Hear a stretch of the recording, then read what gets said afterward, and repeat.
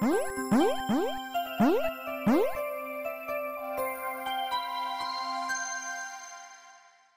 name is Nick Bhardwaj. I currently am the VP of monetization at NaturalMotion Games.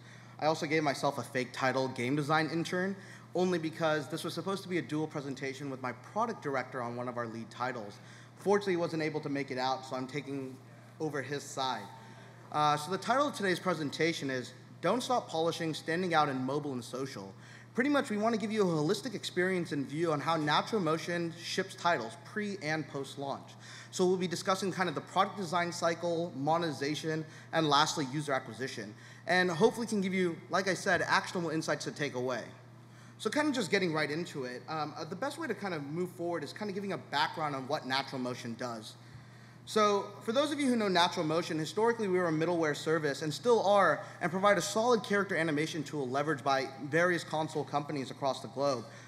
Some of our key examples here is Grand Theft Auto 4 by Rockstar Games, Star Wars The Force Unleashed by LucasArts, and then my two personal favorites, Red Dead Redemption, also from Rockstar Games, and recently Max Payne 3. Pretty much they've been leveraging our character animation tool for quite a few years, and that's how the company really started getting a lot of traction when it comes to video games or gaming in general.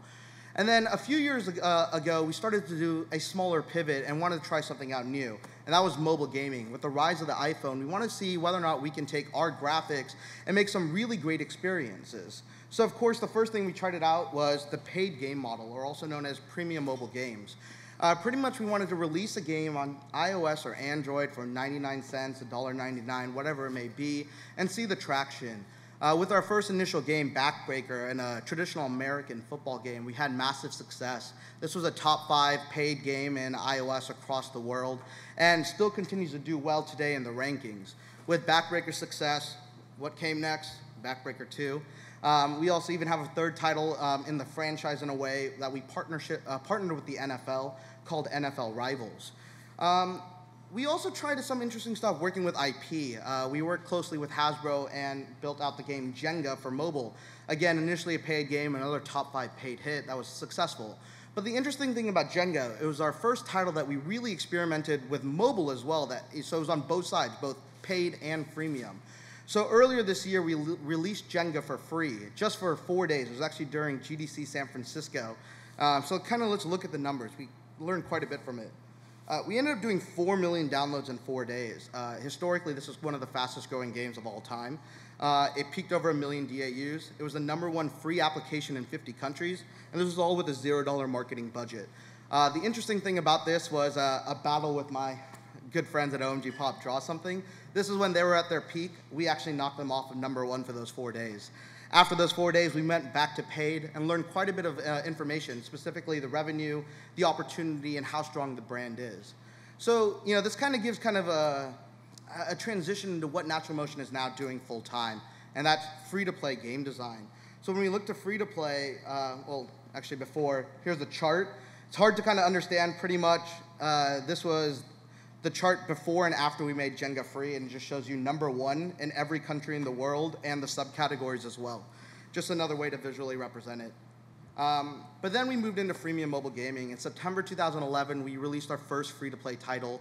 This was My Horse. Very interesting, very different from our actual core demographic or portfolio, but it had immense success. So kind of just looking at the quick numbers. Over 10 million downloads on iOS, 500,000 DAU sustainable, 2 million sessions per day, and it's a top 5 overall free application in 75 plus countries. So when it came to free to play, we did a lot of things right, specifically the graphics, but we also had a lot of lessons to learn, and this is gonna be on the monetization front. So what we realized that via My Horse, there were a lot of strategies we learned, and what we wanna do is take it over to our next title. So as of last month, we released CSR Racing. This was the Editor's Choice Award as well by Apple, and was a massive success at the moment. Looking at the numbers, it's the #1 grossing app in over 75 countries.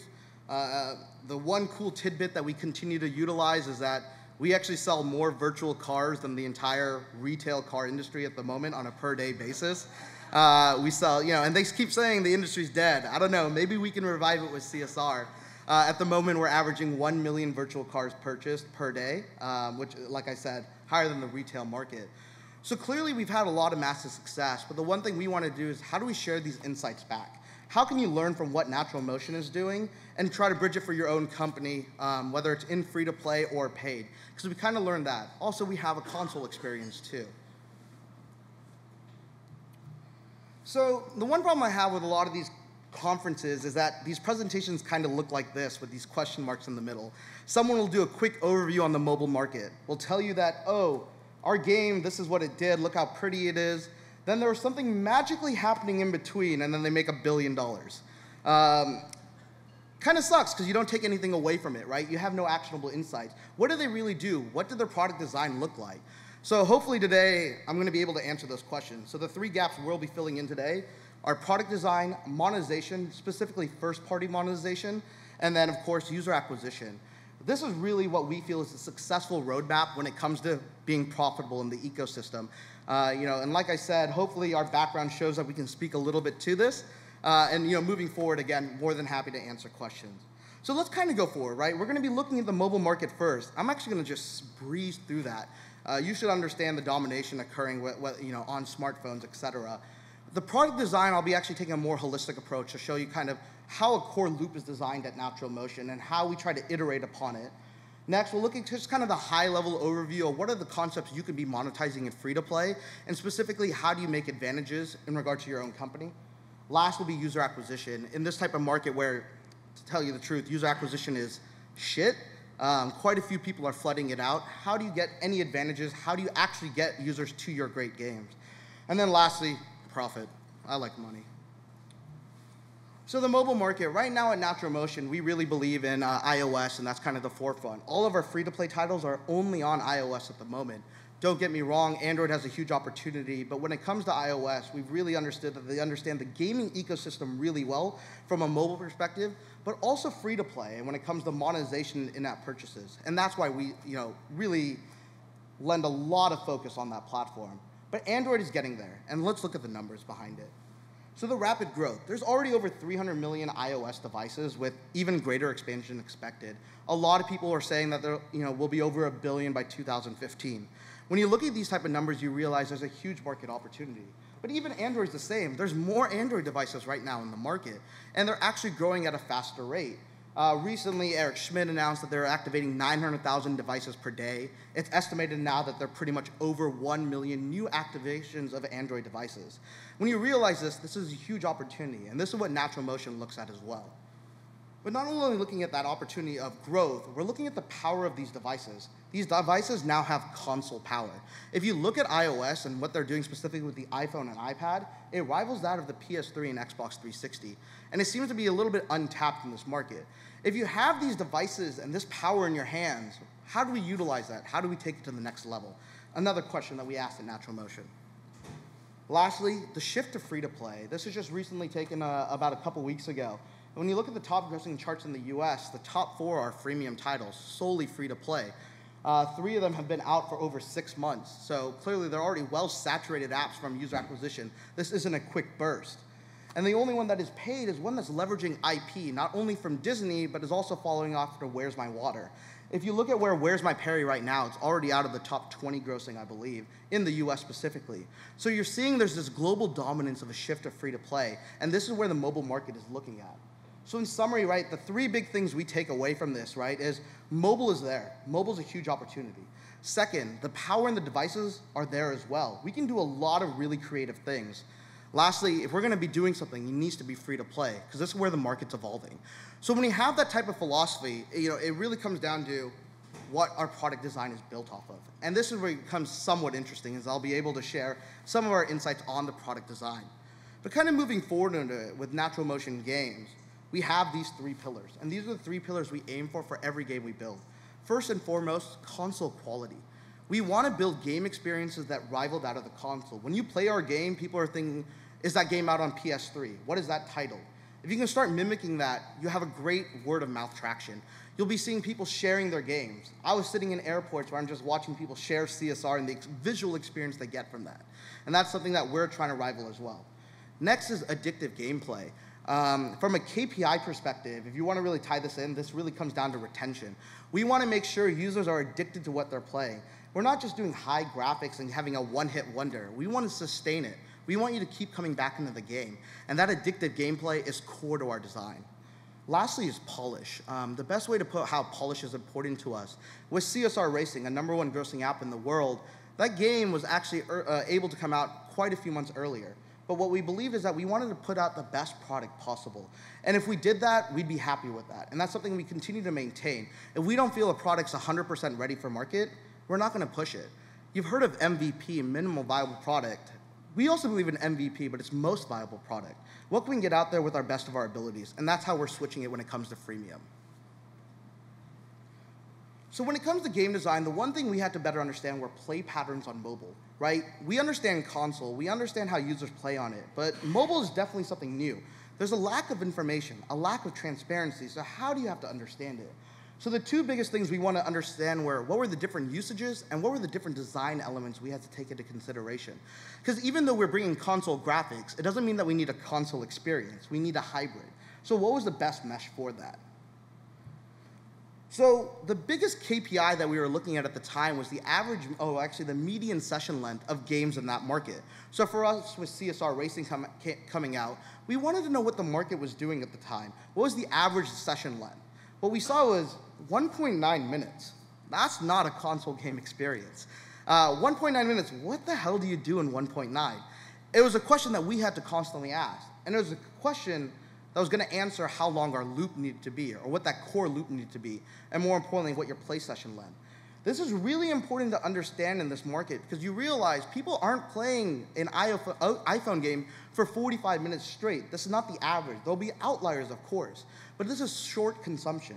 Once you start understanding that, your design can play a focus in it. My CEO, Torsten Weil, actually has a great way of putting it. He calls it the Starbucks line test. You know, when waiting in Starbucks, can you complete a quick loop? If you have the right length.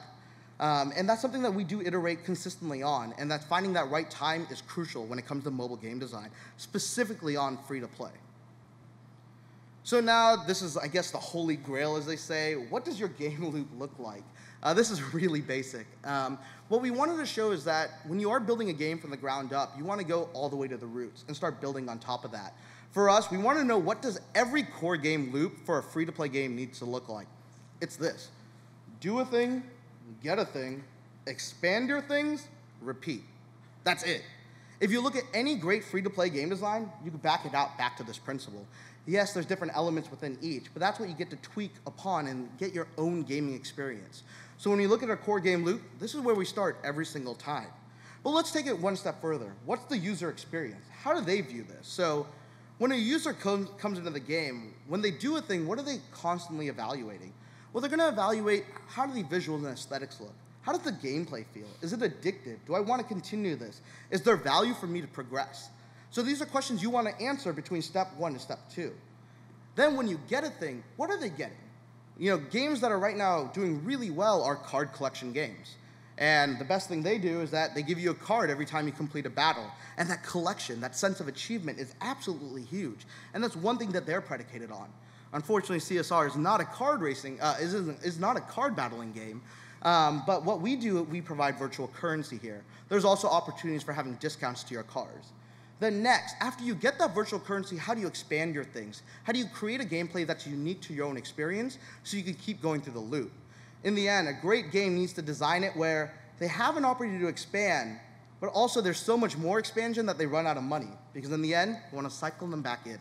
A loop needs to be repeated over and over again in order to have an effective play session. And this is what's really core when it comes down to free-to-play and mobile. But you have your core loop, how do you cater to a session? So another step. If you look to CSR Racing, our core loop, I'll be honest, is like 12.5 seconds. That's all you're racing. So if you look at that, that's not a full experience. How do I fill up a 2 to 3 minute play session? So what you realize is that there's a very good chance they're gonna be repeating the loop over and over again. In gaming, a lot of people will call this grind. And that's really important to understand, is that users will grind. But when you start dissecting how your play session looks, this is where the new concept comes in, monetization. And this is core if you're building out a free-to-play title, because if you're giving it out for free up front, you have to understand how you're gonna be making money on the back end. So when you start extrapolating your play session, you can start looking at possible monetization points. Of course, there's quite a few. I think I'm just gonna laundry list them rather than talk through them. So let's kind of go to that real quick. So here are all the buzzwords and other variables you'll hear in this industry. I'm sure if you just talk to one game designer, he'll drop a couple of these. Does he know what they mean? I don't know. I don't really know what they mean anymore. But first and foremost, you're going to be looking at compulsion loops, pinch points, weight loops, dual versus single virtual currency, hard versus soft currency, and energy mechanic. So you do have your base loop, but how do you expand upon it? How do you make it a unique experience? It's with these. I have another 40 of these variables that come into play. But it comes down to how do you create that addictive gameplay and that full play session. And this is where you can start managing it. Some people will tell you dual currency is not an opportunity, that you really shouldn't be going to it because you're choking out your users too hard. Some people will be on the exact opposite, that single currency won't allow for monetization. In the end, you should always be tying it back to KPIs, right? Your key performance indicators. What do you want to build this game for? Is it a DAU play that you want to get millions of users at the top of your funnel? Or are you building a hardcore game where you won't have that many DAUs, maybe 40 to 50,000, but you have an ARPDAU of 50 cents, you're still making a shit ton of money, right? So you have to cater to your genre, your niche, and how you're building your overall game design. And this is what's really important to NaturalMotion as well. So let's give you the example. What does CSR's loop look like? Again, very basic. Do a thing. Enter a race. That's the only thing you really do. You're going to be entering a one-on-one drag race. That's the entire game loop right now. What do? You get a thing at the end. At the end of every race, you earn some currency, whether or not you win or lose. Win, you get more. Lose, you still get some. So it allows you to still progress through the cycle. Expand your things. And in CSR, we actually have two different expansions. First and foremost, you can actually upgrade the vehicles in your car with the individual parts. But then we actually create a whole separate loop where it creates high replay value, where you could actually buy new cars. Each car is locked to a tier so that you actually have to have a collection of cars to progress through the game. But that was our interesting twist that we felt could be very interesting in order to expand the gameplay and have high replay value. We know people have a high ownership of cars. Once you're collecting the first car, yes, it looks beautiful, but it's a Nissan Altima. When you see like a BMW 7 Series souped up or an Audi R8 LMS Super Ultra Edition, you kind of want to go for those as well. And so we're kind of driving towards those addictions and those passions in order to fill them back into our loop. But how does this look visually? So I know it looks really easy to understand, do a thing, get a thing, expand your things, but it really is that simple. So let's look at the loop visually. Do a thing, select the car you're driving, and select the race you want. We have a few different races. Of course, we expand upon it. There's quite a bit of depth in the game, don't get me wrong, but the loop's the same. Do a race, one-on-one. You literally are doing 4 clicks, and maybe doing a turbo purchase as well, and you get to choose when you want to increase your nitro. At the end, you get your race results. Yeah, you won, here's some cash, let's go spend it. Then you loop right back into the garage where a user can buy up parts in order to upgrade their game. And they continue to do this over and over again. When you look to NaturalMotion, we have mimicked a great loop, but more importantly, we're starting to bridge something very interesting. We're bringing console graphics, because if you look at this game, no one really rivals us in the marketplace. The closest might be GameLoft with Asphalt 7, but in the end, we're free to play, they're premium. They have a 99-cent price point. So there's two different funnels that you're looking at the top. But once you're able to dissect this, you realize there's huge opportunities in the market space when you're building out a loop and building out a free-to-play game. So now let's take it one step further to understand what are we doing for monetization. Like I said earlier, this is going to be a little bit more high level. I really want you guys to understand what are your opportunities, but in the end, you still have to create a game on your own. You still have to build out a unique experience where you feel there are advantages. And don't get me wrong, what I'm telling you here isn't the playbook. It's just something to build upon. Get creative, get unique. This is where great games are going to be built from. But if you need to have a great understanding or a great base, this is not a bad presentation to start. So when it comes to monetization, the big thing in free-to-play right now is energy and consumables. We utilize both in CSR and our game, My Horse. We have an energy metric where you can only go through so many races in CSR, and there's only so many actions you can actually complete in My Horse as well. The energy metrics there on the top left. This is really interesting from a choke point or a pinch point scenario where you might be giving them a great experience. In My Horse, we have a fully virtual but realistic horse that you really have ownership of, and kids love that. But what we realize is that we need to control how long they play. And this is where energy mechanics become really interesting. But more importantly, consumables. If you look to a lot of the great game industry, a lot of great games in the industry, a lot of their top monetizers tend to be consumables. On the secondary side is customization and visuals. Again, we do these in both games, in My Horse and CSR. In CSR, you could add interesting decals. You could customize your license plate. We also allow you to put, interesting stripes going down the road. Down the center of the car. My Horse is the exact same thing. You can add, I don't even know what we call them, but you could add interesting saddles, horse socks. I don't know what they are. Create that really interesting customization opportunity where there's a lot of revenue being driven from here. Because in the end, users want ownership of this. If we're giving you a really nice virtualistic car, people want to make sure it's different than anyone else's. The worst feeling you have in CSR is when you have your great customized car and you see the person right next to you you're racing looks the exact same. You lose that feeling, so they want to up that, get that, make sure it's unique like no other. And this provides another unique monetization opportunity. Power-ups and boosts. This is pretty standard, and this has been utilized in actual classic games going back to the 60s and 50s. That you could always provide boosts. Right here, you could do power-ups in regard to the individual cars. We also have boosts such as Super Turbo that you could only utilize in the game at 5 different points. But yet, if you look at iTunes, that's our third strongest monetization. One single IAP purchase that is only seen in the entire game if you play through it 5 times is our third highest single IAP. So what you see is that there's a way to get creative on this front and still utilize a virtual currency model, but also bring in IAP in order to extract value. Here, with NaturalMotion, we've done it fairly well with CSR and are doing it fairly well as well on My Horse. Shortcuts and wait loops. This is just traditional free-to-play design. What a lot of people will do is that when you complete an action, there's a wait time. Here, after you complete an actual tournament, we tell you that for some reason, the judges take 10 minutes to deliberate on what your score is. I know, it sucks, but you have to wait. Or you could jump to the results for 3 gems, which is the hard currency in the game. A lot of people like to get that because they want to know how well they did. They just completed the action. And this tends to be a strong monetizer. Same with CSR. When you buy your supercar, for some reason an agent comes and tells you it's going to take 15 minutes to deliver because a package got lost. I don't know. We'll worry about the backstory later. But what you realize is these people made a large purchase and are looking for something customized, and they're probably going to pay to go through those wait loops. In the end, this is another huge monetization opportunity when it comes to mobile. The biggest thing that we focus on at NaturalMotion, specifically with CSR, is building out our storefront and marketplace. We want to make it sexy for you to actually buy, right? Where if you actually like the experience of your checkout process, you're going to continue to do it. So here, this is where you actually buy your cars. Unfortunately, I don't have a demo here, but in this case, this is the showroom we call it in the game. You could actually swipe the car left and right on a 360-degree rotational axis. So it actually looks really clean, and you get to see the high-end lights and shaders coming into the game. More importantly, you could change the colors on the fly. What you realize is that people start loving the shopping experience, that they're like, oh my God, that's my dream car, a yellow, I don't know what car this is, Audi A1.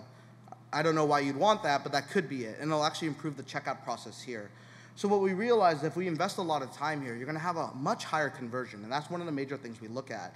We also did a large focus on our actual storefront from a UI UX perspective when it comes to upgrading parts. This is where polish comes in, and this is the one thing that we continue to drive.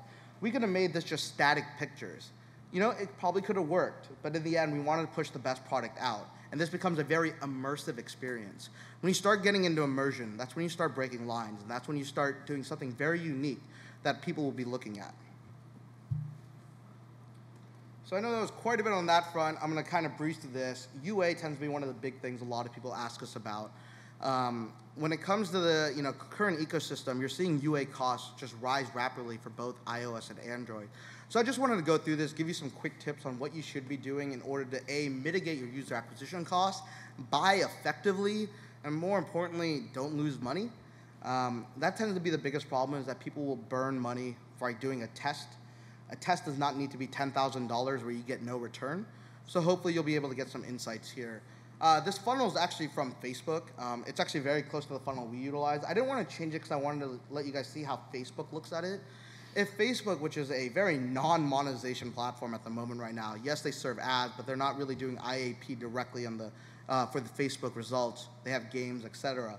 But they care about funnels, and they care about retention and engagement, and it also cares about resurrection. If you could start manipulating it and expanding these funnels, the width of these funnels at each stage, this is where you have a huge opportunity to optimize how much money you're making or whatever KPI you want coming out at the bottom.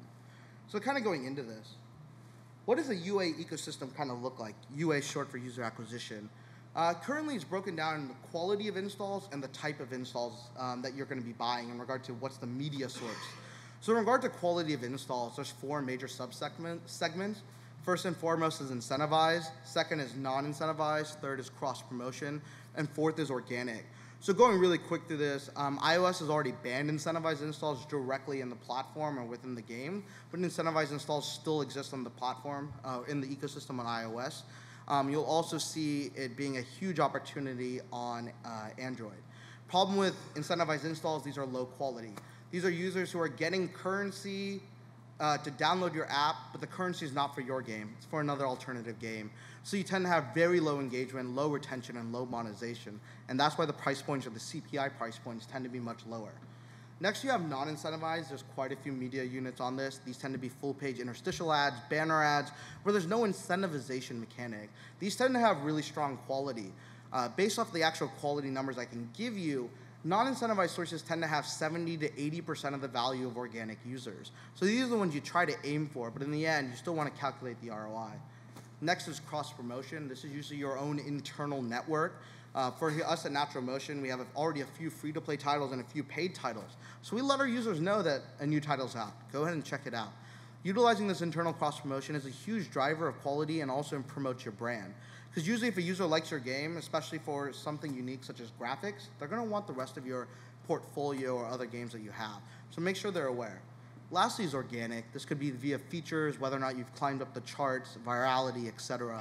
These are the holy grail. You want to really get these type of installs because these users have no incentivization. Maybe they got a word of mouth traffic. So you tend to see higher ARPDAUs, ARPUs, retention, LTV, etc.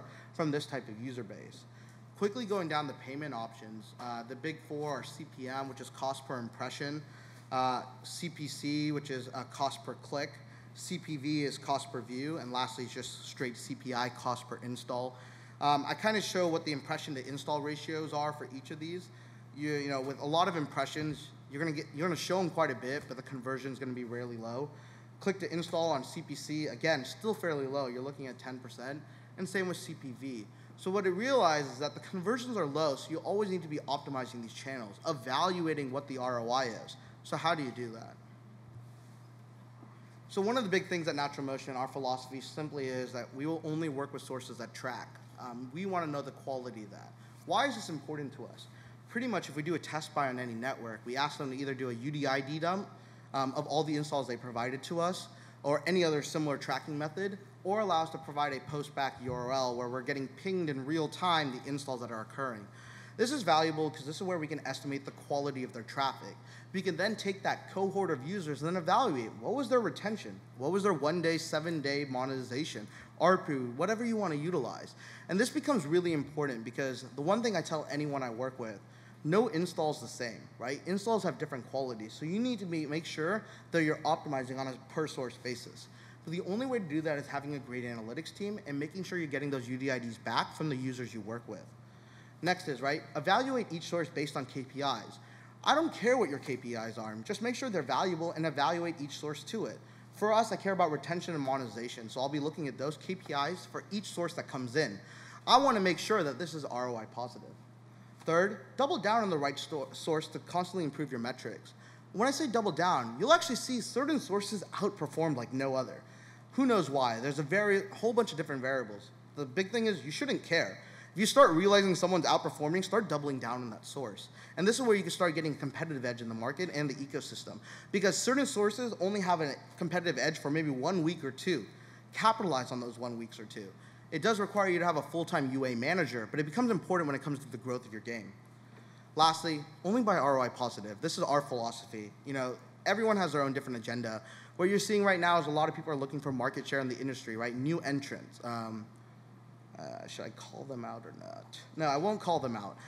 You probably know the names already. But what you're seeing is that, you know, it's simple economics. A lot of individuals are interested in getting market share. And if they haven't been in the market, what's the best way to do it? Overpay, right? Just put $5, $6 CPIs.